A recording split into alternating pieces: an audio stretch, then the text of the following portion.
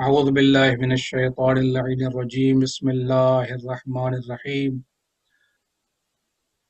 الحمد لله رب العالمين الصلاة والسلام على أشرف الأنبياء والمرسلين وعلى آله الطيبين الطاهرين المعصومين سيما إمام المنتظر الحجة الثاني عشر أرواحنا وأرواح العالمين لتراب مقدمه الفداء أما بعد فقد قال الله سبحانه تبارك وتعالى بسم الله الرحمن الرحيم إنما يريد الله ليذهب عنكم الرجس أهل البيت ويطهركم تطهيرا اللهم صل على محمد وآل محمد۔ آئیے مل کے امام زمانہ کی صحت و سلامتی کے لیے دعا پڑھیں۔ بسم اللہ الرحمن الرحیم اللهم كل وليك الحجة بن الحسن صلواتك عليه وعلى آبائه في هذه الساعة وفي كل ساعة وليا وحافظا وقائدا وناصرا ودليلا وعينا حتى تسكنه أرضك طوعا وتمتعه فيها طويلا اللهم صل على محمد وآل محمد۔ پروردگار عالم آپ تمام مومنین اور مومنات کا اس مجلس میں تشریف لانا اپنی بات میں شمار فرمائے، اور جو حاجات شرعیہ لے کر اس مجلس میں تشریف لے کر آئے ہیں پروردگار عالم تمام حضرات مومنین و مومنات کی جو بھی حاجات شرعیہ ہیں امام حسن عسکری علیہ السلام کے صدقے میں اللہ تعالیٰ آپ کی حاجات کو پورا فرمائے۔ آج کی مجلس امام حسن عسکری علیہ السلام کی شہادت کے سلسلے میں ہو رہی ہے، اور ایام عزا کی آخری مجلس ہے، اور کل امام حسن عسکری علیہ السلام کی شہادت کا دن ہوگا، اور اس کے بعد ایام عزا جو مخصوص ہیں وہ اختتام پذیر ہوں گے۔ البتہ امام حسین کا غم، آپ کی یاد اور آپ کا تذکرہ پورا سال ہوتا رہتا ہے، اور مومنین کے دلوں کی جو ہے وہ ضرورت ہے کہ پورا سال امام کا تذکرہ ہو، امام کی مجالس ہوں، لیکن یہ مخصوص ایام عزا جو امام حسین علیہ السلام کے ساتھ مخصوص ہیں اس سلسلے کی ظاہراً یہ آخری مجلس ہوگی، اور چند عرائض انشاءاللہ میں آپ کی خدمت میں امام حسن عسکری علیہ السلام کے حوالے سے عرض کروں گا۔ ایک مختصر بائیوگرافی امام علیہ السلام کے حوالے سے عرض کروں، اس کے بعد تھوڑی سی تفصیل آپ کی زندگی کے حوالے سے عرض کروں گا۔ آپ کا نام گرامی حسن ہے، اور عسکری آپ کی کنیت ہے، اور آپ کے والد کا نام امام علی نقی علیہ السلام ہے، اور آپ کی والدہ کا نام سلیل کے نام سے تاریخ میں آیا ہے، اور آپ کے دو بھائی تھے، ایک کا نام حسین تھا اور ایک کا نام جعفر تھا، اور آپ 3 بیٹے تھے امام نقی علیہ السلام کے۔ آپ کی جو ولادت ہے وہ 8 ربیع الاول کو سن 232 ہجری میں مدینہ میں ہوئی، اور حلیے کے لحاظ سے تاریخ میں آیا ہے کہ آپ کا حلیہ بیان کیا گیا ہے کہ آپ گندم گون رنگ کے تھے، موٹی موٹی آپ کی آنکھیں تھیں، بہترین قد و قامت اور خوبصورت جسم، آپ صاحب جلالت اور ہیبت تھے۔ آپ کی کنیت میں سے جو مشہور کنیت ہے وہ ابو محمد آپ کی کنیت ہے۔ آپ کے القاب جو مشہور ہیں، جیسے میں نے عرض کیا عسکری آپ کا مشہور و معروف لقب ہے، اس کے علاوہ آپ کے القاب میں سے ذکی، ہادی، تقی اور خالص، سراج، صامت، رفیق اور مرضی، یہ القاب بھی آپ کے ذکر ہوئے ہیں تاریخ کے اندر۔ آپ جو ہے وہ سامرہ میں اپنے والد بزرگوار امام نقی علیہ السلام کے ساتھ تشریف لے کر آئے تھے، اور آپ کی زوجہ محترمہ کا نام مشہور معروف جناب نرجس خاتون ہے، البتہ بعض روایت میں ملکہ کے نام سے بھی آپ کو یاد کیا گیا ہے۔ اور آپ جناب نرجس خاتون بنت یوشع بن قیصر روم، شاہ روم کی آپ بیٹی تھیں، اور آپ کا جو سلسلہ تھا نسب کا وہ جناب عیسیٰ علیہ السلام کی جو وسیع تھے جناب شمعون ان سے ملتا ہے۔ امام حسن عسکری علیہ السلام کے جو دربان مشہور ہے وہ جناب عثمان ابن سعید کے نام سے مشہور ہیں، اور ان کے بیٹے جناب محمد بن عثمان مولا کے دربان تھے۔ اور آپ کے زمانے کے جو بادشاہ تھے وہ تین تھے، معتز عباسی اور محتدی عباسی اور معتمد عباسی، یہ تین جو خلفاء تھے آپ کی زندگی میں بنی عباس کے رہے۔ اور آپ کی جو شہادت ہے وہ 8 ربیع الاول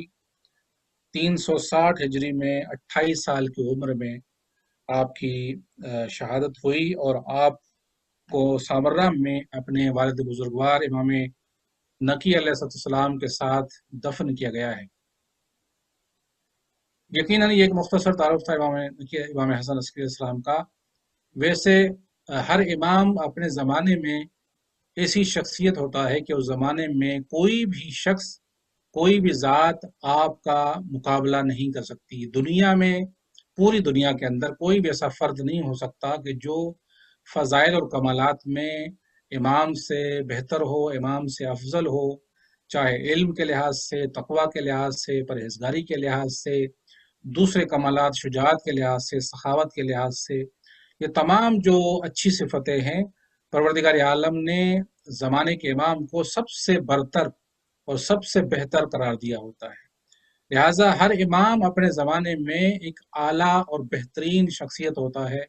کہ جن کی صفات کا کوئی بھی شخص مقابلہ نہیں کر سکتا۔ امام حسن عسکری علیہ السلام بھی اپنے آباء و اجداد کی طرح اپنے زمانے میں تمام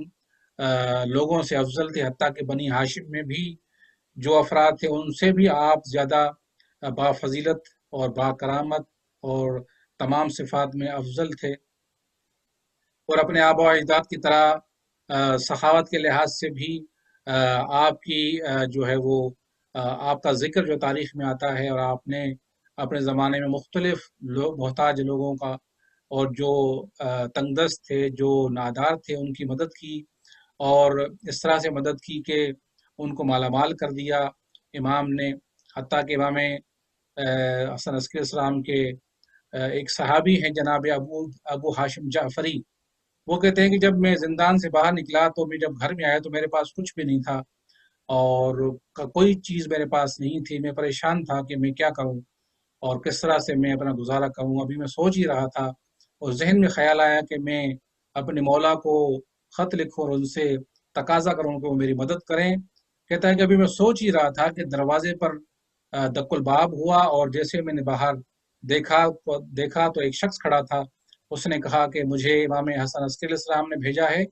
اور یہ 100 دینار تمہارے لیے بھیجا ہے۔ تو آئمہ معصومین علیہ السلام اپنے زمانے کے اندر نہ فقط لوگوں کی حاجت سوال کرنے پر پوری کرتے تھے، مانگنے کے وقت ان کو عطا فرماتے تھے، بلکہ ان کی حاجت سے آشنا تھے، ان کی حاجتوں کو جانتے تھے، ان کے کہنے سے پہلے، ان کا یعنی حاجت کا ذکر کرنے سے پہلے امام علیہ السلام ان کو عطا فرماتے تھے۔ اور ایسی بے مثال جو ہے وہ روایات موجود ہیں کہ جس میں ائمہ نے اپنے ماننے والوں کی اس طرح سے مدد کی ہے۔ امام حسن عسکری علیہ السلام کا زمانہ ایک ایسا زمانہ تھا کہ جس میں آپ کے اوپر بہت زیادہ سختی تھی، اور بہت زیادہ حکومت کی طرف سے آپ تحت نظر تھے۔ سامرہ میں آپ رہتے تھے، آپ کو معلوم ہے کہ سامرہ چھاونی تھی اس زمانے کے جو خلیفہ تھے، اور وہیں پہ ان کا تخت پایا تخت ہوتا تھا سامرہ کے اندر۔ تو امام علیہ السلام کو بھی وہیں پہ رکھا گیا تاکہ ان پر نگاہ رکھی جائے، اور ان کے تمام جو حرکات و سکنات ہیں ان کو اپنی نظر میں رکھا جائے۔ اور امام کے اوپر سختی تھی، حتیٰ کہ جو شیعہ تھے امام سے ملنے والے، ان کے لیے بھی مشکلات ہوتی تھی امام سے ملنے کے لیے۔ تو لہٰذا امام کا دور ایک مشکل ترین دور تھا، اور امام علیہ السلام نے اس مشکل ترین دور میں زندگی بسر کی ہے۔ اور جو امام کی امامت کا زمانہ ہے وہ تقریباً 6 سال کا زمانہ ہے، زیادہ امام کی امامت کا زمانہ نہیں تھا۔ 6 سال، تقریباً 22 سال میں آپ منصب امامت پر فائز ہوئے ہیں اور 28 سال میں آپ کی شہادت ہوئی ہے، تقریباً 6 سال اور کچھ مہینے آپ نے امامت کے فرائض کو انجام دیا ہے، اور ایسا وقت جیسے میں نے عرض کیا کہ یہ وقت تھا کہ امام کے اوپر سختی تھی، اور سختی کی جو وجوہات تھیں اور جو امام پر پابندیاں تھیں اس کی وہ جو وجوہات جو تھیں وہ یہ تھیں کہ جیسے تاریخ میں اور روایات میں اور احادیث میں ذکر ہوا تھا، رسول خدا صلی اللہ علیہ وسلم سے لے کر ہر امام نے یہ بیان کیا تھا کہ ہمارا جو 12واں ہوگا، جو ہمارا 12واں امام ہوگا، وہ ظالم حکومتوں کا خاتمہ کرے گا اور ظالم حکمرانوں کو تباہ و برباد کر دے گا، اور اسلامی اور دینی اور خدائی حکومت کا دنیا میں قیام فرمائے گا۔ لہٰذا جو اس وقت کی حکومتیں تھیں ان کو یہ خطرہ رہتا تھا کہ کہیں ایسا نہ ہو کہ وہ وقت آ جائے اور وہ امام آ جائیں اور ہماری حکومت کا خاتمہ کریں۔ لہٰذا وہ جانتے تھے، دشمن بھی جانتا تھا کہ امام حسن عسکری علیہ السلام یہ شیعوں کے 11ویں امام ہیں، اور ائمہ کی پیشن گوئی کے مطابق جو 12واں ہوگا وہی اس کائنات پر عدل و انصاف کی حکومت قائم کرے گا، ظالموں کا خاتمہ کرے گا۔ تو ان کو یہ گمان تھا، بلکہ یقین بھی تھا کہ اسی سے وہ 12واں پیدا ہوگا۔ لہٰذا امام حسن عسکری علیہ السلام کی زندگی بہت مشکلات میں تھی اور بہت ہی تنگ تھی، اور آپ بہت سے اوقات یعنی کافی عرصہ آپ زندانوں میں رہے، اور زندانوں میں آپ نے زندگی گزاری، یہاں تک کہ زندان میں بھی آپ جب تھے تو حکومت کی طرف سے زندان میں بھی جاسوس ہوتے تھے، اور وہ جاسوسی کرتے رہتے تھے کہ امام کے حالات خلیفہ کو بتاتے رہتے تھے، اور امام کی فعالیت ان کو بتاتے رہتے تھے کہ امام کیا کرتے ہیں، کیسی ان کی زندگی گزر رہی ہے۔ تو بہرحال یہ مشکل زندگی کا وقت تھا امام علیہ السلام کے لیے کہ جو آپ نے اس طرح سے گزارا ہے۔ امام علیہ السلام کے زندان کی جو زندگی ہے اس کے بارے میں ایک دو جملے عرض کروں آپ کی خدمت میں کہ امام علیہ السلام نے جب زندان میں زندگی گزاری ہے تو یقیناً ہمارے بہت سے ائمہ نے زندان میں زندگی گزاری اور کافی سال زندان میں رہے۔ امام موسیٰ کاظم علیہ السلام زندان میں رہے، امام سید سجاد علیہ السلام زندان میں رہے، اور بھی ائمہ نے ایک مدت جو ہے وہ زندان میں گزاری ہے۔ امام حسن عسکری علیہ السلام کے بارے میں روایت میں ہے کہ حکومت وقت چاہتی تھی کہ امام کو ایسے فرد کے حوالے کیا جائے، ایسے زندان بان کے حوالے کیا جائے کہ جو آپ کو سختی میں رکھے، آپ کو جو ہے وہ مشکلات میں رکھے، آپ پر سختی کرے۔ تو ایک مرتبہ امام علیہ السلام کو ایک زندان میں رکھا گیا، اور وہاں جس شخص کے ذمے لگایا گیا، کہا کہ تم اس امام کے اوپر بہت سختی کرو، ان کے لیے مشکلات کھڑی کرو زندان کے اندر۔ تو جب اس سے پوچھا گیا کہ تمہارے زندان میں کیسے ہیں حسن عسکری علیہ السلام، تو وہ کہتا تھا کہ میں کیا بتاؤں آپ کو، یہ وہ شخصیت ہیں کہ دن میں روزہ رکھتے ہیں اور رات بھر جاگ کر عبادت کرتے ہیں اور کسی کام میں مشغول نہیں ہوتے، یہاں تک کہ ان کی عبادت سے متاثر ہو کر ہم خود عبادت گزار بن گئے ہیں۔ روایت میں ہے کہ وہ جو زندان بان تھا جن کے زندان میں امام علیہ السلام تھے، کچھ عرصے کے بعد وہ خود اتنا عبادت گزار بن گیا، نماز گزار بن گیا کہ وہ خود نیک لوگوں میں شمار ہونے لگا۔ اور وہ کہتا ہے کہ جب بھی امام علیہ السلام ہماری طرف نگاہ کرتے تھے تو ہمارے جسم میں لرزہ اور کپ کپی پیدا ہو جاتی تھی، اور ہم بے ساختہ گریا کرتے تھے اور روتے تھے۔ تو یہ امام علیہ السلام کی ہیبت اور جلال تھا کہ جو ان کے سامنے ظاہر ہوتا تھا۔ اور ایک اور زندان میں جب امام علیہ السلام کو رکھا گیا تو جو زندان بان تھا، جو جیلر تھا، وہ دشمن اہل بیت تھا، لیکن اس کی بیوی جو تھی وہ مومنہ تھی۔ تو اس نے اس کو کہا کہ تمہیں نہیں معلوم کہ یہ شخص کون ہے اور تم نے کس کو زندان میں رکھا ہے؟ پھر امام علیہ السلام کی جو ہے عبادت کا تذکرہ کرنے لگی کہ وہ اس طرح سے عبادت کرتا رہتا ہے، ایسا رات زندان کے اندر دن میں روزہ رکھتا ہے، رات کو جا کر عبادت کرتا ہے، اور تمہیں ڈرنا چاہیے خدا سے، کہیں ایسا نہ ہو کہ خدا کا عذاب تمہارے اوپر نازل ہو جائے کہ تم ایسی عظیم ہستی کو زندان میں اور جیل میں رکھے ہوئے ہو۔ تو اس ملعون کو دوبارہ اور زیادہ غصہ آتا ہے، تو وہ کیا کرتا ہے کہ امام علیہ السلام کو لے جا کر ایک ایسی جگہ پہ لے جاتا ہے جہاں پر وحشی اور درندے حیوانات ایک جگہ پر بند تھے۔ تو امام علیہ السلام کو وہاں پر لے جاتا ہے اس نیت سے کہ میں ان کو لے جاؤں گا، وہاں ان کے درمیان چھوڑ دوں گا تو یہ حیوانات امام کو چیر پھاڑ کر ختم کر دیں گے اور معاملہ ختم ہو جائے گا۔ لیکن یہ دیکھتا ہے کہ جیسے ہی امام کو ان کے درمیان وحشی اور درندے حیوانوں کے درمیان چھوڑتا ہے، کیا دیکھا کہ امام علیہ السلام وسط میں نماز پڑھ رہے ہیں، اور یہ جتنے بھی حیوان ہیں انہوں نے امام کا گھیرا کیا ہوا ہے اور امام کے ساتھ آرام سے بیٹھے ہوئے ہیں اور امام کو کچھ بھی نہیں کر رہے۔ تو جب اس نے یہ دیکھا تو وہاں سے امام علیہ السلام کو نکال دیا اور دوبارہ زندان میں رکھا۔ تو یہ امام ہوتا ہے اپنے زمانے کا، کہ جن کو حیوانات ہی پہچانتے ہیں، وہ ان کو معلوم ہوتا ہے کہ یہ ہمارا امام ہے، امام کی عظمت ان کے سامنے واضح ہوتی ہے۔ لیکن یہ انسان ہے بدبخت کہ جس نے خدا کی حجت کو نہیں پہچانا، جس نے اس امام کو نہیں پہچانا کہ جو اسی انسان کو راہ راست پر لانے کے لیے محنتیں کرتے رہے، کوشش کرتے رہے، مصیبتیں برداشت کرتے رہے اور ان کو خدا تک پہنچانے کے لیے تک و دو کرتے رہے، لیکن یہ بدبخت انسان اسی طرح سے دنیا میں رہے اور ان پر ظلم کرتے رہے۔ امام حسن علیہ السلام کی جو زندگی کی جو اہم ذمہ داریاں ہیں اور اہم کام ہیں، میں وہ فقط دو کی طرف اشارہ کروں گا کہ امام حسن علیہ السلام کے زمانے میں دو اہم کام تھے کہ جو آپ نے انجام دیے اور اس کو بطور احسن طریقے سے انجام دیا۔ نمبر ایک، جیسے میں نے عرض کیا کہ امام حسن علیہ السلام کے بعد امام زمانہ علیہ السلام کی امامت کا آغاز ہونے والا تھا، اور جو اس وقت کے حکمران تھے ان کو معلوم تھا کہ یہ وہ ہوگا کہ جو ہماری حکومت کا خاتمہ کرے گا اور عدل و انصاف کی حکومت قائم کرے گا، اور اس کی پیشن گوئیاں پیغمبر نے دی تھی اور امام علیہ السلام نے دی تھی، اور ہماری شیعہ سنی کتابوں کے اندر ایسی روایتیں اور احادیث بھری پڑی ہیں کہ جو امام زمانہ کے متعلق بیان کرتی ہیں، ان کے وجود میں آنے کے لیے، ان کی حکومت کے بارے میں اور ان کے عدل و انصاف کو قائم کرنے کے حوالے سے اور ظالموں کو حکومت کو ختم کرنے کے بارے میں مفصل اور سینکڑوں روایتیں موجود ہیں، اور یہ مسلمانوں کے درمیان موجود تھیں، حکمران بھی جانتے تھے، مسلمان بھی جانتے تھے۔ تو یہ جتنے بھی تینوں خلفاء تھے امام حسن علیہ السلام کے زمانے میں، جسے میں نے عرض کیا، تینوں نے کوشش کی کہ امام حسن علیہ السلام کو شہید کریں، ان کو مار دیں، تاکہ وہ مہدی جس کا وعدہ خدا نے کیا ہے پیغمبر کے ذریعے سے، وہ دنیا میں نہ آئے اور ہماری حکومت کو خطرہ نہ ہو۔ لہٰذا ان کے مقابلے میں امام حسن علیہ السلام کی یہ اہم ذمہ داری تھی کہ وہ ایک تو امام مہدی علیہ السلام کی حفاظت کریں، ان کے وجود کو محفوظ کریں اور دشمنوں سے ان کو چھپائیں، اور دوسرا جو اہم مسئلہ تھا وہ یہ کہ امام علیہ السلام جہاں اپنے بیٹے کو دشمنوں سے چھپائیں اور ان کے شر سے محفوظ رکھیں، وہاں اپنے ماننے والوں کو بھی امام علیہ السلام کا وجود اور ان کی شخصیت کے بارے میں بتائیں، تاکہ امام حسن عسکری کی شہادت کے بعد شیعہ اپنے حقیقی امام کو پہچان سکیں اور ان کی معرفت حاصل کر سکیں۔ لہٰذا امام علیہ السلام کے لیے یہ بہت اہم ٹاسک تھا کہ جس پر امام علیہ السلام نے بطور حسن طریقے سے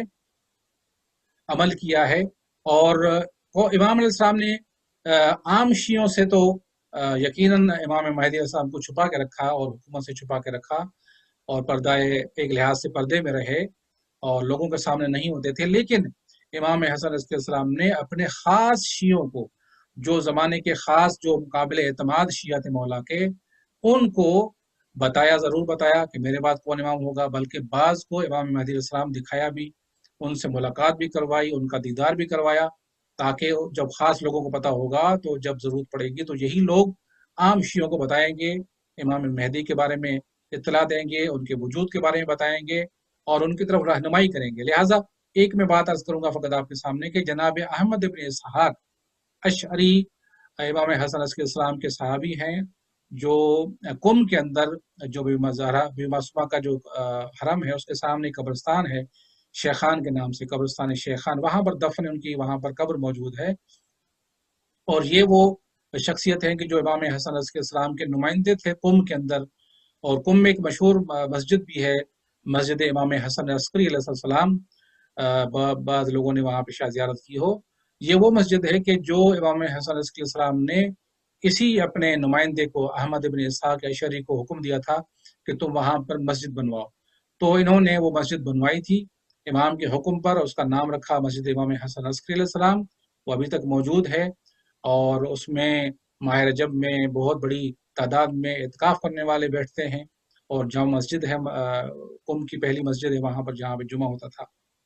बहरहाल ये वो शख्सियत हैं कि जो अहमद इब्न इसहाक कहते हैं कि मैं सामर्रा गया इमाम हसन अस्कर इस्लाम की खिदमत में मुलाकात के लिए, और मेरे जहन में ये ख्याल था कि मैं इमाम से पूछूं कि आपके बाद हमारे लिए इमाम कौन होगा, हमारे लिए हुज्जत कौन होगा। तो अभी मेरे जहन में सवाल ही था, तो इमाम अलैहिस्सलाम ने खुद ही मुझे कहा कि ए अहमद इब्न इसहाक, परवरदिगार आलम ने जनाब आदम अलैहिस्सलाम से लेकर क़यामत तक के लिए कोई भी ऐसा वक्त नहीं है कि जिस वक्त खुदा मुताल ने उस वक्त को बगैर इमाम और बगैर हुज्जत के खाली रखा हो। लिहाजा हर ज़माने में अल्लाह की हुज्जत होगी और हर वक्त इमाम की हुज्जत कोई ना कोई रहेगी। लिहाजा मेरे बाद भी खुदा की तरफ से हुज्जत मुअय्यन है। उसके बाद जनाब अहमद इब्न इसहाक कहते हैं कि मैं बैठा था, इमाम अलैहिस्सलाम घर तशरीफ ले जाते हैं, और थोड़ी देर के बाद मैंने देखा कि एक बहुत ही खूबसूरत बच्चा जिसका चेहरा चौदहवीं की चांद की तरह चमक रहा था, वो इमाम अलैहिस्सलाम के शाने पर सवार है। और इमाम अलैहिस्सलाम कमरे में तशरीफ लेकर आए, और मैंने देखा कि उस बच्चे की तकरीबन 3 साल उम्र थी। तो इमाम अलैहिस्सलाम वहाँ पर तशरीफ फरमा हुए और मुझे कहा कि ए अहमद इब्न इसहाक, मेरे बाद ये बच्चा तुम्हारे लिए इमाम होगा, ये बच्चा तुम्हारी हुज्जत होगा, और खुदा इसी के ज़रिए से ज़मीन पर अदल इंसाफ कायम करेगा और जुल्म का खात्मा फरमाएगा। तो इस तरह से इमाम अलैहिस्सलाम ने अपने ख़ास जो सहाबी थे उनको इमाम ज़माना का तारुफ करवाया, और इमाम को पहचाना उन्होंने, और वजह यही थी कि इमाम के बाद अगर ज़रूरत पड़े लोगों को बताने की तो ये उनको बता सकें। इस तरह से और भी इमाम के ख़ास असहाब हैं कि जिनको इमाम अलैहिस्सलाम ने अपने बेटे का तारुफ करवाया है। तो ये एक अहम जिम्मेदारी थी इमाम अलैहिस्सलाम की कि वो अपने बेटे का तारुफ करवाएं और उनको लोगों के सामने पहचानवाएं, ताकि लोग पहचानें कि उनकी हुज्जत कौन है और उनके लिए इमाम कौन है। एक ये नुक्ता था इमाम का। दूसरा जो अहम काम था इमाम अलैहिस्सलाम का, वो ये था कि जैसा कि अर्ज किया कि ये जो 12वें इमाम होंगे वो पर्दा गैब में चले जाएंगे। इब्तिदा में गैबत सुगरा होगी और उसके बाद गैबत कुबरा का एक तवील दौर शुरू होगा जो अभी तक चल रहा है, और इमाम ये जानते थे। तो ऐसी सूरत हाल में इमाम ये भी जानते थे कि जो हमारे शिया हैं, जो हमारे मानने वाले हैं, वो शुरू से लेकर पहले इमाम से लेकर इस किस्म की आदत उनकी रही है, या उनको ये मालूम है कि अगर इमाम हैं तो इमाम से मिला भी जा सकता है, इमाम से मुलाकात भी हो सकती है, इमाम से सवाल जवाब भी हो सकता है, इमाम तक अपने खुम्स, सदक़ात और ज़कात जितने भी ये माली वाजिबात हैं उनको भी पहुँचाया जा सकता है। तो शियों को ये पता था कि इमाम जब है तो उनसे मुलाकात हो सकती है, बात की जा सकती है और उनसे मिला जा सकता है। तो ये सिलसिला 11वें इमाम तक रहा। तो इमाम जानते थे कि अगर बाद में मेरी शहादत के बाद जब 12वें का दौर शुरू होगा और वो गैबत का दौर होगा, तो शिया परेशान ना हो जाएं कि भाई ये क्या हो गया, कि भाई इमाम तो दरमियान होना चाहिए, इमाम से तो मुलाकात होनी चाहिए, इमाम से तो गुफ्तगू करके इंसान अपने सवालात उसके जवाब हासिल कर सके। तो ये कैसे इमाम है कि ये जो हमारे दरमियान नहीं है। और एक ये दूसरा नुकता ये कि हो सकता है कि इमाम के गैबत की वजह से लोग किसी और को इमाम मानने लगे, किसी और की तरफ रुजू करने लगे कि जो वाकई इमाम ना हो। तो लिहाजा इमाम के लिए ज़रूरी था कि वो ऐसा सिलसिला करें और ऐसी तरबियत करें अपने शियों की कि वो इमाम ज़माना की जब गैबत शुरू हो तो उस गैबत में वो परेशान ना हो, उनको पता हो कि उन्होंने गैबत के ज़माने में क्या करना है और गैबत के ज़माने में किस तरह से उन्होंने अपने दीन पर कायम रहना है। और दूसरी जो वजह थी जो अहमियत की हामिल थी, जिस वजह से इमाम इस्लाम के ऊपर यह अहम जिम्मेदारी थी, वो ये थी कि इमाम हसन इस्लाम के ज़माने में शीयत जो थी वो बहुत ज़्यादा फैल चुकी थी। अब सामर्रा में शिया थे, बसरे में शिया थे, कूफे में शिया थे, मदीने में शिया थे, कुम के अंदर शिया थे, तूस में शिया थे, अहवाज में शिया थे, निशापुर में शिया थे, समरकंद के अंदर शिया थे, और बहुत से शहरों में शियत फैल चुकी थी। और ज़ाहिर है कि वो जब लोग इमाम से अपना ताल्लुक़ रखना चाहते थे तो उनके नुमाइंदे आते थे इमाम की खिदमत में, इमाम हसन इस्लाम की खिदमत में, या उनसे पहले जो इमाम थे इमाम नकील इस्लाम की खिदमत में आते थे और अपने सवाल जवाब करते थे और अपनी हाजतें पेश करते थे, और जो खुम्स और ज़कात और सदक़ात जो होते थे वो इमाम की खिदमत पेश करते थे। تو ان کو معلوم تھا کہ ان کے ساتھ تعلق رکھنا ہے۔ تو امام یہ جانتے تھے کہ جب غیبت کا زمانہ شروع ہوگا تو اتنی شیعت پھیلی ہوئی ہے تو وہ کیا کریں گے، وہ پریشان ہو جائیں گے، ان کی رہنمائی کون کرے گا۔ تو امام علیہ السلام نے شیعوں کی تربیت کرنا شروع کر دی، اور اس طرح سے تربیت کی کہ وہ اس لائق بن گئے کہ جب امام زمانہ کی غیبت کا آغاز ہوا تو شیعوں نے گھبرایا نہیں، شیعوں نے جو ہے وہ غلط راستہ اختیار نہیں کیا بلکہ صحیح راستے پر قائم رہے، اور اسی طرح سے اپنے دینی امور کو انجام دیا جو امام حسن علیہ السلام چاہتے۔ بلکہ میں یہ عرض کروں کہ یہ جو تربیت کا دور ہے کہ شیعوں کی تربیت کی جائے تاکہ غیبت کا جب زمانہ ہے تو پریشان نہ ہو، تو یہ امام تقی علیہ السلام، امام نقی علیہ السلام اور امام حسن علیہ السلام کے زمانے میں شروع ہوا تھا۔ اور وہ طریقہ یہ تھا کہ امام نقی علیہ السلام نے بھی اور امام حسن علیہ السلام نے بھی یہ سلسلہ شروع کیا کہ جتنے بھی علاقے تھے جہاں جہاں پر بھی یہ شیعہ آباد ہے، جس نے میں نے نام لیا آپ کی خدمت میں، وہاں پر ان ائمہ نے اپنے نمائندے رکھے تھے اور اپنے وکیلوں کو وہاں پر مقرر کیا ہوا تھا۔ جیسے میں نے قم کی مثال دی، جناب احمد ابن اسحاق کو امام علیہ السلام نے اپنی طرف سے وکیل اور نمائندہ وہاں پہ قرار دیا تھا، اور اسی طرح سے اور شہروں کے اندر اہواز میں، نشاپور میں، طوس میں اور مختلف مقامات پر ائمہ نے ان کو اپنا وکیل اور نمائندہ معین کیا تھا، اور لوگوں سے یہ کہا تھا کہ جب تمہیں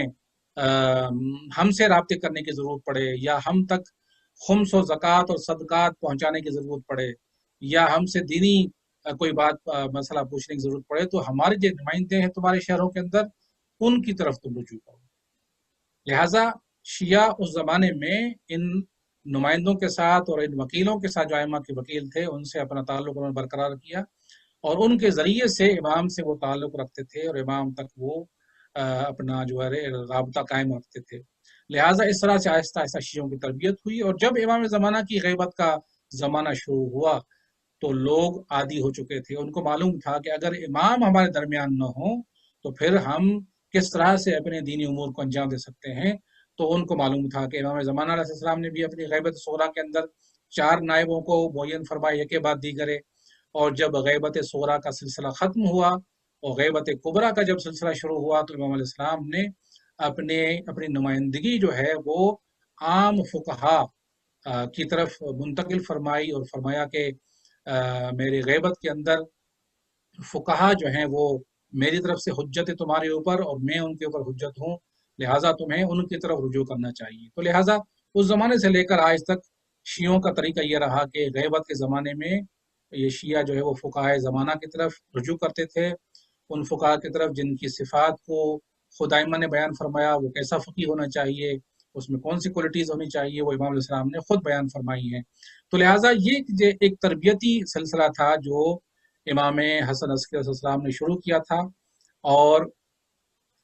غیبت صغریٰ کے لیے اور غیبت کبریٰ کے لیے لوگوں کو آمادہ کیا۔ لہٰذا یہ بہت اہم ذمہ داری تھی امام حسن علیہ السلام کی کہ آپ نے اس طرح سے شیعوں کی تربیت کی۔ اور ایک مثال دوں کہ یہ جو نمائندے تھے امام کے، جو امام کے وکیل تھے مختلف جگہوں پر، وہ کیسے امام کے ساتھ رابطہ رکھتے تھے، کیونکہ میں نے عرض کیا تھا ابتدائی گفتگو میں کہ امام حسن علیہ السلام کا زمانہ اور خاص طور پر سامرہ کا جو شہر تھا وہ حکومت کا شہر تھا، وہاں پر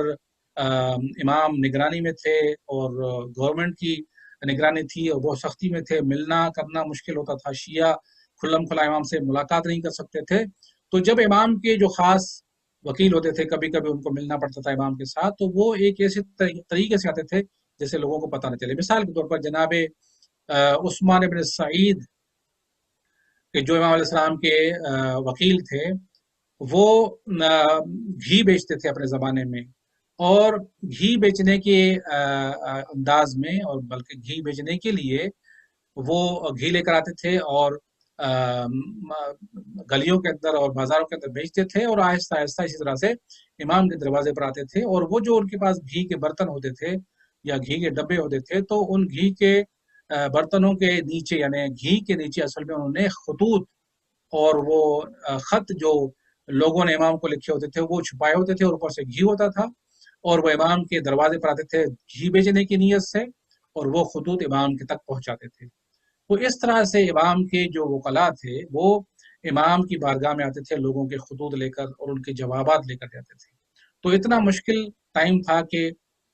ملنا امام سے مشکل تھا۔ एक दूसरा वाक़या अर्ज़ करूँ कि एक मरतबा एक शख्स आता है इमाम हसन अलैहिस्सलाम की बारगाह में, और वो लकड़ी बेचने वाला था, लकड़ियाँ बेचता था। इमाम का सहाबी था, इमाम का ख़ास आदमी था।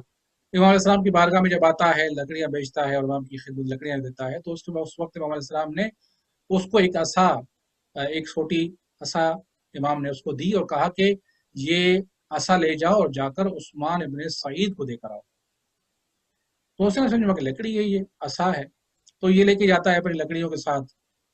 जब एक जगह से गुजरता है, एक गली से गुजर रहा था, तो दूसरी तरफ से एक माशकी पानी लेकर अपने सवारी के ऊपर पानी रख के ला रहा था। तो दोनों आपस में जब एक जगह पर टकराते हैं और जगह कम थी, तो उनमें तकरार हुआ और एक दूसरे को कहा कि तुम मुझे रास्ता दो, उसने कहा तुम मुझे रास्ता दो।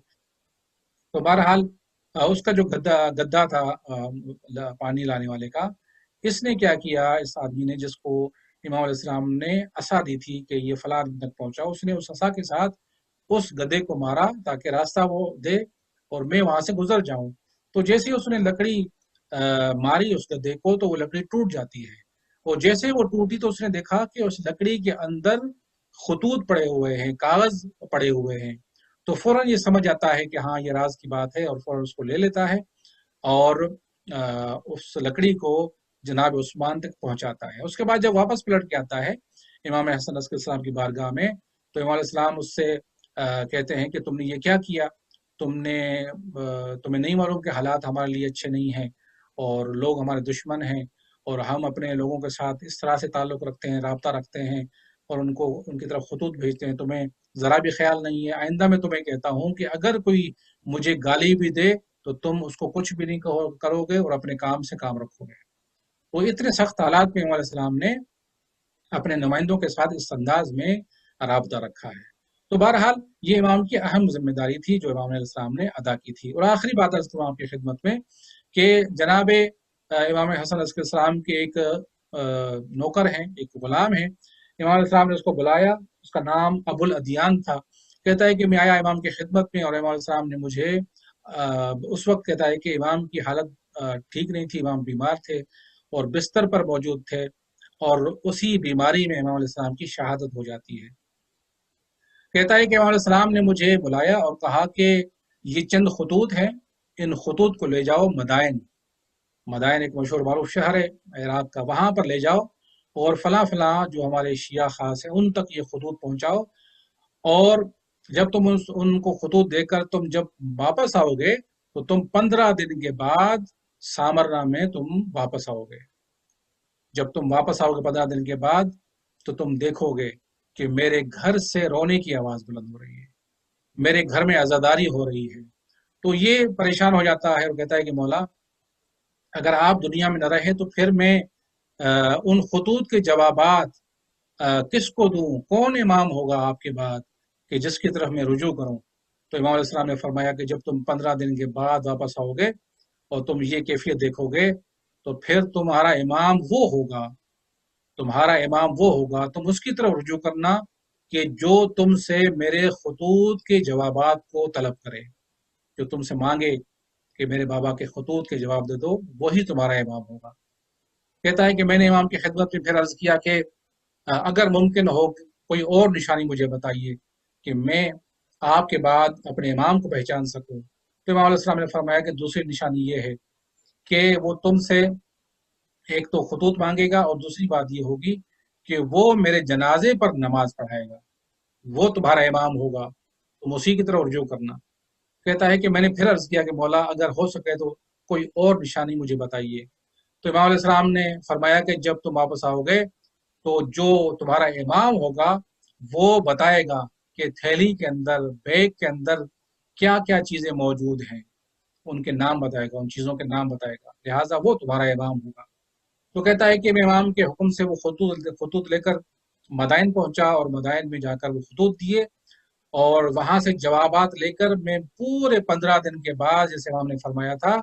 मैं सामर्रा के शहर में दाखिल हुआ। और मैंने क्या देखा कि जैसे ही मैं दाखिल हुआ था, इमाम हसन अलैहिस्सलाम के घर से रोने की आवाज़ बुलंद हो रही थी, इमाम के घर से आज़ादारी की आवाज़ आ रही थी। जैसे ही मैं करीब गया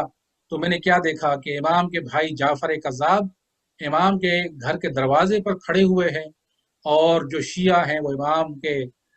جنازے میں آئے ہوئے ہیں، اور یہ شیعوں نے جعفر کو اپنے گھیرے میں لے لیا ہوا ہے، اور بعض شیعہ ان کو امام کی وفات کی اور شہادت کی جو ہے وہ تعزیت بھی پیش کر رہے ہیں، اور ساتھ میں ان کو امامت کی مبارکباد بھی دے رہے ہیں کہ آپ کو امامت مبارک ہو۔ کہتا ہے کہ میں پریشان ہو گیا، اور میں نے دیکھا اور میں نے سوچا، کیونکہ میں جانتا تھا جعفر کو، میں نے کہا کہ اگر امامت اس کے پاس آ گئی ہے تو پھر امامت کا جنازہ نکل جائے گا، پھر امامت تباہ و برباد ہو جائے گی۔ تو بہرحال میرے دل میں ایک کھٹکا تھا، میں جیسے قریب گیا، جعفر کے قریب گیا، تو اس نے مجھ سے خطوط کے بارے میں سوال نہیں کیا، مجھ سے خطوط کے جوابات نہیں مانگے۔ تو بہرحال میں ابھی کھڑا ہی تھا وہاں پر، تو اندر سے ایک غلام نکلتا ہے گھر سے امام حسن علیہ السلام کا، اور جعفر سے اگر کہتا ہے کہ اے آقا، آپ کے بھائی کا جنازہ تیار ہے، اور آئیے آپ ان کے جنازے پر نماز جنازہ پڑھائیں۔ تو وہ بھی آگے چلتے ہیں، اور میں بھی اندر داخل ہوتا ہوں، اور بھی شیعہ جو امام کے تھے امام کا جنازہ پڑھنے کے لیے امام کی میت کے پاس آتے ہیں، اور سارے صفے باندھ کے کھڑے ہوتے ہیں، اور وہیں ابھی کھڑے ہوئے تھے، اور جناب جعفر جو ہے وہ نماز پڑھنا بھی چاہتے تھے، تکبیرۃ الحرام بھی کہنا ہی چاہتے تھے۔ میں نے دیکھا کہ ایک 5 سال کا نورانی بچہ، جس کا چہرہ چاند کی طرح چمک رہا تھا، وہ کمرے سے باہر نکلتا ہے، اور نکلنے کے بعد اپنے چچا سے کہتا ہے، اے چچا جعفر، آپ ہٹ جائیے، میں اپنے بابا پر نماز پڑھانے کا زیادہ حق رکھتا ہوں۔ تو میں نے دیکھا کہ جعفر کذاب ہٹ جاتے ہیں، اور وہ بچہ امام کے نماز جنازہ پڑھاتا ہے، اور اس وقت میرے ذہن میں آیا کہ ہاں، امام نے فرمایا تھا کہ جو میری جنازہ نماز پڑھائے وہ تمہارا امام ہوگا۔ تو میرے ذہن میں آیا کہ ہاں، ایک علامت تو مجھے مل گئی کہ یہ بچہ میرا امام ہے، یہ بچہ امام حسن علیہ السلام کے بعد حجت خدا ہے۔ لہٰذا امام نے نماز پڑھائی، نماز کے بعد امام جانے لگے،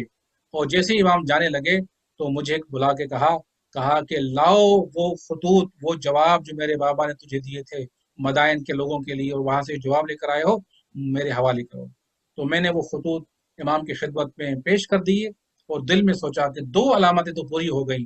امام کی، کہ جو امام نے فرمایا تھا کہ ایک جنازہ پڑھائے گا میرا،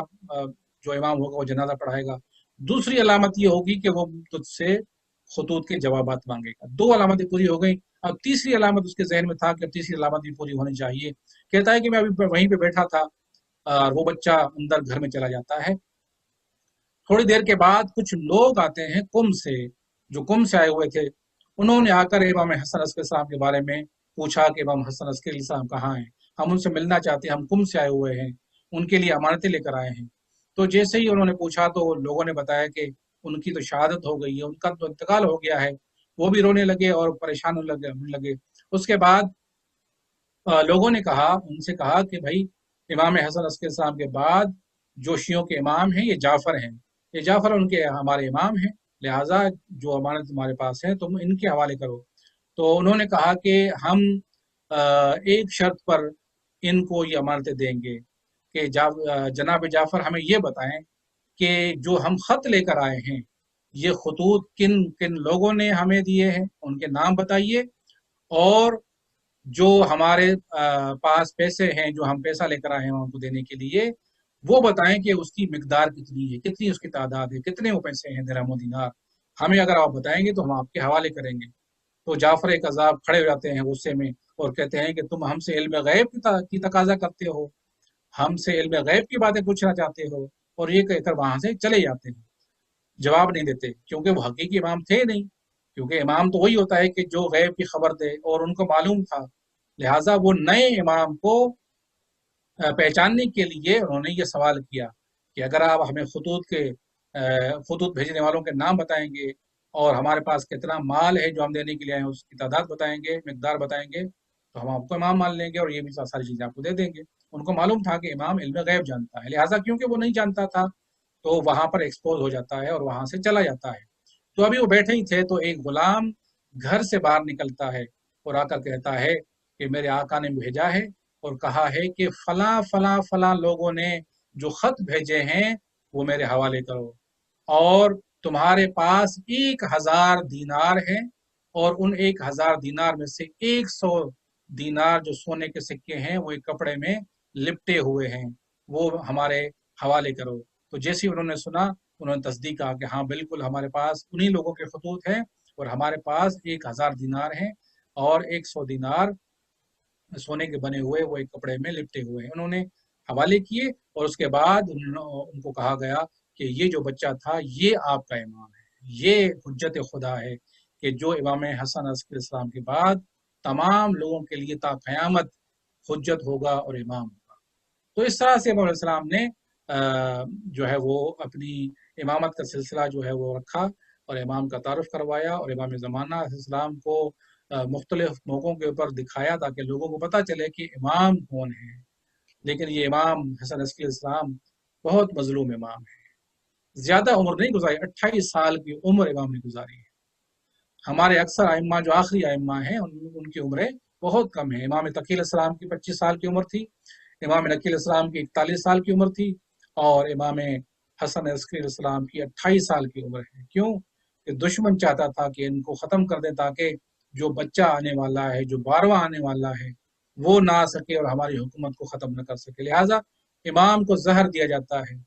और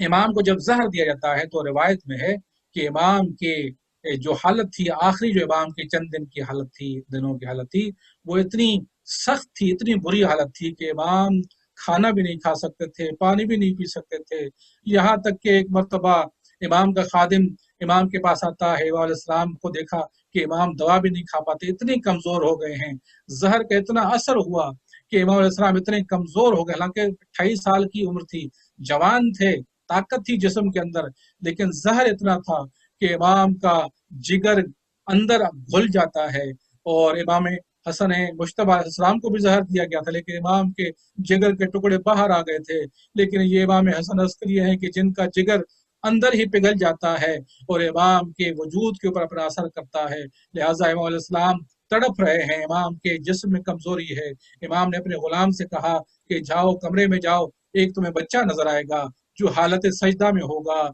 उसके बाल घुंघरियाले होंगे, उसका चेहरा चौदहवीं की चांद चमक रहा होगा, उस बच्चे को लेकर आओ मेरे पास। वो जाता है, देखता है कि हाँ वैसे ही बच्चा वहां पर बैठा हुआ है। उस बच्चे को उठा के लेकर आते हैं, इमाम मेहदी अलैहिस्सलाम है, 5 साल की उम्र है। जैसे ही अपने लाल को देखा, अपने बेटे को सीने से लगाया इमाम हसन अस्करी अलैहिस्सलाम ने, और सीने से लगाने के बाद कहा कि ए अपने खानदान के सैयद सरदार, ए मेरे बेटे, मैं इस दुनिया से जा रहा हूँ, मैं प्यासा हूँ, मुझे पानी पिला दो। इमाम मेहदी अलैहिस्सलाम ने अपने बाबा को अपने हाथों से पानी पिलाया और इमाम अलैहिस्सलाम ने वो पानी पिया। मैं यहाँ पर अर्ज करूंगा कि आका, बड़े आप खुश नसीब हैं कि आपने अपने बेटे से कहा मैं प्यासा हूँ, मुझे पानी पिलाओ। इमाम ने पानी पिलाया, आपके बेटे ने आपको पानी पिलाया। लेकिन हाय करबला के हुसैन, हुसैन पानी मांग रहे हैं लेकिन पानी पिलाने वाला कोई नहीं है। इमाम सैयद सज्जाद बीमार हैं जो अपने बिस्तर पर लेटे हुए हैं, खेमे में पानी मौजूद नहीं है। इमाम हुसैन प्यास से इस दुनिया से शहीद होकर जाते हैं। आप बड़े खुश नसीब हैं इमाम हसन अस्करी अलैहिस्सलाम कि आपको पानी मिला, आपने आखिरी वक्त में पानी पिया। उसके बाद आपने अपने बेटे को सीने से लगाया और इमाम से कहा कि बेटा तुम ही हुज्जत खुदा हो, मेरे बाद इस दुनिया को जुल्म अदल से खाली करोगे और अदल इंसाफ की हुकूमत कायम करोगे। इमाम अलैहिस्सलाम ने अपने बाबा को सीने से लगाया। उसके बाद थोड़ी देर के बाद इमाम की रूह परवाज कर जाती है, इमाम को गुस्ल दिया जाता है, इमाम को कफन दिया जाता है। लेकिन फिर भी मैं अर्ज करूंगा कि मौला बड़े खुश नसीब हैं कि आपको गुस्ल भी दिया गया, आपको कफन भी दिया जा गया,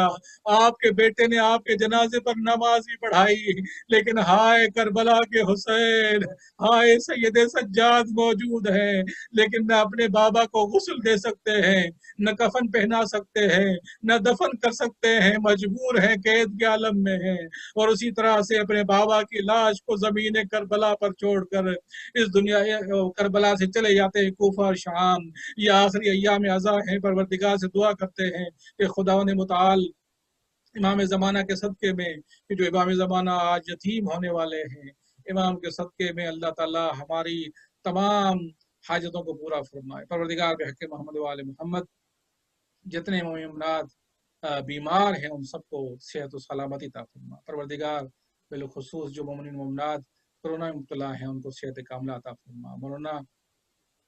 ڈاکٹر عباس نقوی صاحب، مولانا نجم الحسن صاحب اور ان کے جو متعلقین ہیں پروردگار ان کو صحت کاملہ عطا فرما۔ پروردگار جن مومنات نے ہمیں التماس دعا کہا ہے پروردگار ان کو صحت کاملہ عطا فرما۔ پروردگار ہمارے مرحومین کی مغفرت فرما، ہمارے والدین کی مغفرت فرما،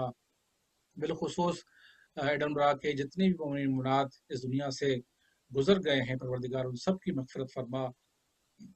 پروردگار جتنے مومنین یہاں پہ حاضر ہیں ان کے جتنی مرحومین ہیں اس دنیا سے گزر گئے ہیں پروردگار ان سب کی مغفرت فرما۔ پروردگار بحق محمد و آل محمد ہم سب کو اہل بیت کی معرفت عطا فرما۔ پروردگار ہماری نسلوں میں تا قیامت اہل بیت کا ماننے والا اور ان سے محبت کرنے والا قرار دے۔ پروردگار جو مقروض ہیں ان کے قرضوں کو ادا فرما۔ پروردگار ہماری اولادوں کو نیک اور صالح بننے کی توفیق عطا فرما۔ پروردگار بحق محمد و آل محمد حج و زیارت کی تمنا رکھنے والوں کو حج و زیارت نصیب فرما۔ دنیا میں امام حسین کی زیارت، مرنے کے بعد امام حسین کی شفاعت نصیب فرما۔ پروردگار بحق محمد و آل محمد دشمنان اسلام کو نیست و نابود فرما۔ جہاں جہاں مومنات رہ رہے ہیں ان کی جان مال ابرو کی حفاظت فرما۔ پروردگار بحق محمد و آل محمد جو پریشان حال ہے ان کی پریشانیاں دور فرما۔ پروردگار بحق محمد و آل محمد جتنے مومنات یہاں پہ حاضر ہیں اس مجلس میں پروردگار ان کی جو بھی دلی حاجات ہیں، جو بھی دلی تمنائیں ہیں پروردگار ان کی تمناؤں کو پورا فرما۔ امام حسن علیہ السلام کے صدقے میں ان کے تمام کی حاجات کو پورا فرما۔ پروردگار علماء مراجع کا سایہ ہمارے سروں میں قائم دائم فرما۔ امام زمانہ کے ظہور میں تعجیل فرما، ہم سب کو ان کے اعوان و انصار میں شمار فرما۔ ربنا تقبل منا انک انت السمیع العلیم بحق محمد و آلہ الطاہرین۔ السلام علیکم ورحمۃ اللہ وبرکاتہ۔